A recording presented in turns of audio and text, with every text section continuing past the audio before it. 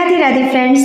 तो देखिए भगवान गणेश की अपने घर में किस प्रकार से पूजा अर्चना करें, चाहे आप 10 दिन के लिए या 1, 3, 5, 7 दिन के लिए भगवान गणेश की स्थापना कर रहे हैं, समान रूप से इसी प्रकार पूजन होगा। तो घर में सरलतम विधि पूजा की और भगवान गणेश की स्थापना की क्या है, उसका एक छोटा सा वीडियो आपके साथ शेयर कर रहे हैं। पूर्व या उत्तर पूर्व दिशा में मुख करके चौकी लगा ले या घर के मंदिर में ही एक चौकी पर लाल रंग का वस्त्र बिछाकर फिर चावल का आसन देते हुए भगवान गणेश का विग्रह स्थापित किया हमने, और साथ ही हमने अष्टदल कमल बनाया है चावल से, जिस पर हम कलश स्थापना करेंगे। और सामने की तरफ हमने एक चावल की ढेरी बनाकर भगवान गणेश को, जो हमारे घर के प्रतिदिन के पूजित देव हैं, उनको स्थापित किया। साथ ही दोनों तरफ चावल की ढेर लगाकर पानी रखकर माता रिद्धि सिद्धि का स्वरूप समझकर उनका पूजन करेंगे। कलश स्थापना करते समय कलश आप पीतल का, तांबे का या फिर मिट्टी का ले, स्टील का कलश नहीं लेना चाहिए। कलश पर कोई भी शुभ मांगलिक चिन्ह बनाना चाहिए। हमने यहाँ पे रोली से स्वास्तिक बनाया है, आप हल्दी से और चंदन से भी बना सकते हैं। कलश के कंठ पर मौली लपेटी है, 5 बार 7 बार मौली लपेटना चाहिए। फिर कलश के अंदर हमने शुद्ध साफ जल में गंगा जल मिलाकर कलश को कंठ तक भर लिया है। उसके बाद कलश के अंदर हमने एक हल्दी डाली है, सुपारी, सिक्का डाला है, साथ ही थोड़े से अक्षत, 2 लौंग और 2 इलायची और थोड़ी सी दूर्वा जरूर डाल दें। अगर खड़ी सुपारी नहीं है आपके पास तो आप पिसा हुआ पाउडर भी डाल सकते हैं। उसके बाद देखिए इसके अंदर हमने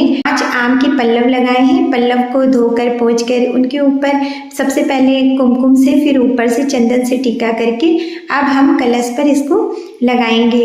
आप यहाँ पर अशोक के पत्ते भी ले सकते हैं। तो देखिए हम इनको अच्छे से व्यवस्थित कर लेंगे और इसके ऊपर से हम पूर्ण पात्र रखेंगे। तो इसके अंदर हमने चावल भरा है, समूचे चावल आप इस कलश के ऊपर स्थापित करें। उसके बाद हम देखिए यहाँ पे नारियल रखेंगे।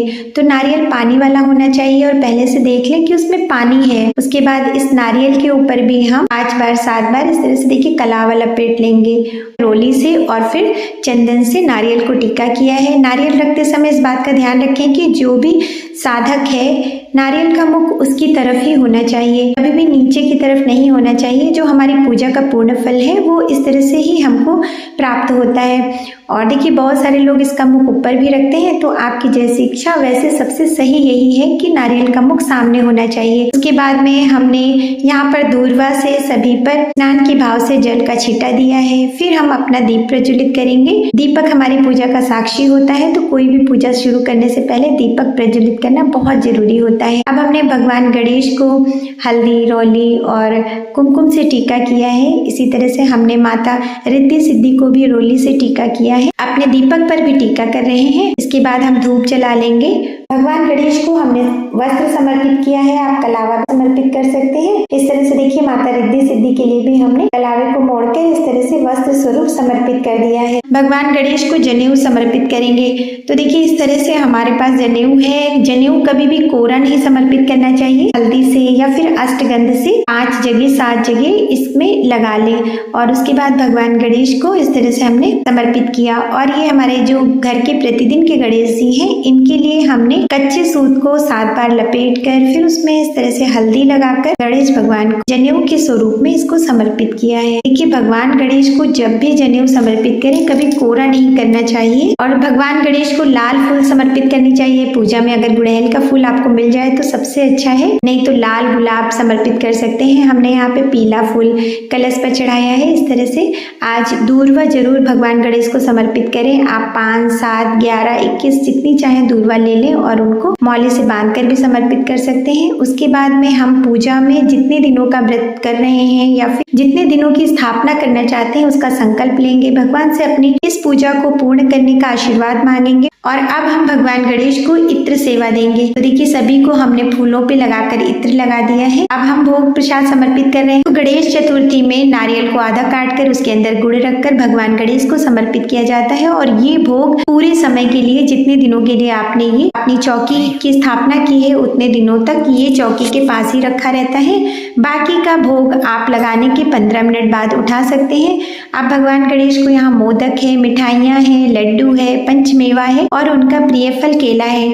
आप 5, 7 जितनी तरह के चाहे उतने तरह के केला यहाँ पर चढ़ा सकते हैं। आप चाहे 5-7 प्रकार के फल भी चढ़ा सकते हैं। ये सिंदूर है, गणेश भगवान को आज के दिन सिंदूर से जरूर टीका करना चाहिए। और ये सिंदूर हमने यहाँ पर माता रिद्धि सिद्धि को लगाने के बाद यहीं पर विराजित कर दिया है। तो देखिए, इसके बाद हमने दक्षिणा चढ़ाई है और आज पहले दिन ही आप दक्षिणा चढ़ा दे तो बहुत अच्छा रहता है। फिर भगवान से दोनों हाथ जोड़कर भोग आग्रह करने का निवेदन करें और उनसे प्रार्थना करें कि हे प्रभु, जो कुछ था आपके सम्मुख समर्पित है। हे गणेश जी महाराज, आप ये मोदक स्वीकार करें और अपनी कृपा हम पर बनाए रखें। सभी का कल्याण करने वाले भगवान गणेश हम पर भी अपनी करुणा कृपा दया बरसाएं। इस तरह से भगवान के सम्मुख सभी से भोग प्रसाद निवेदन करने के लिए दोनों हाथ जोड़कर प्रार्थना करनी चाहिए। उसके बाद में जल से 3 बार आचमनी जरूर करना चाहिए। अब 1 लोटा जल आप यहाँ पर भर कर रख दें और ये पूरे टाइम भर के रखा रहने दें। और उसके बाद में हमने भगवान गणेश की कपूर से आरती की है। बड़े ही भाव से भगवान की आरती करेंगे। पहले कलश देव की, फिर भगवान गणेश की, फिर माता रिद्धि सिद्धि की आरती करने के बाद हम इस आरती पर जल से 3 बार आचमनी करके भगवान को आरती दिखाकर पूरे घर में इस आरती को घुमाना चाहिए। और प्रातः और संध्या परिवार के सभी सदस्य मिलकर आरती करनी चाहिए। और देखिए, आरती करने के बाद यदि आपने व्रत उठाया है तो आप कथा अवश्य सुने। कथा के लिए आप एक हाथ में पुष्प लें, थोड़े से अक्षत लें और उसके बाद भगवान गणेश की गणेश चतुर्थी की कथा का श्रवण करें।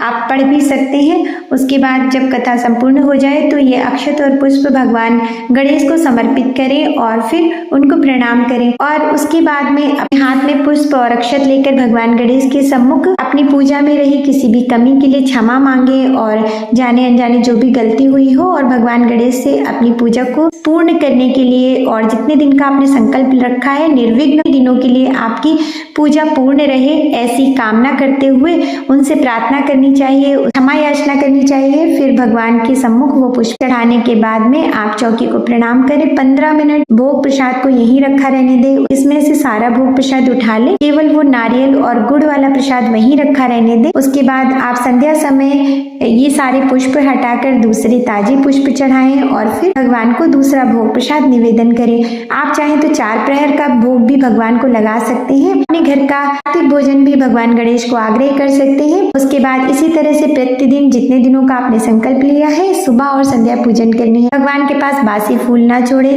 जला हुआ दिया बहुत देर तक नहीं छोड़ना चाहिए और जो भी धूप बत्ती की राख है वो उठा लेनी चाहिए, वहाँ पर साफ सुथरा रखना चाहिए। प्रतिदिन प्रातः काल भगवान की चौकी के आसपास पोछा लगाकर और सुगंधित वातावरण करके पूजा अर्चना करनी चाहिए। तो अगर आपको मेरी वीडियो में कुछ भी अच्छा लगा हो तो प्लीज मेरे चैनल को लाइक शेयर सब्सक्राइब जरूर कीजिएगा। पूजा पाठ की वीडियो देखने के लिए मेरे इस चैनल से जुड़े रहिएगा। विघ्नहर्ता भगवान गणेश आपके जीवन में हर प्रकार से मंगल करे, इसी मनोकामना के साथ गणपति बप्पा मोरया। जय गणेश भगवान की।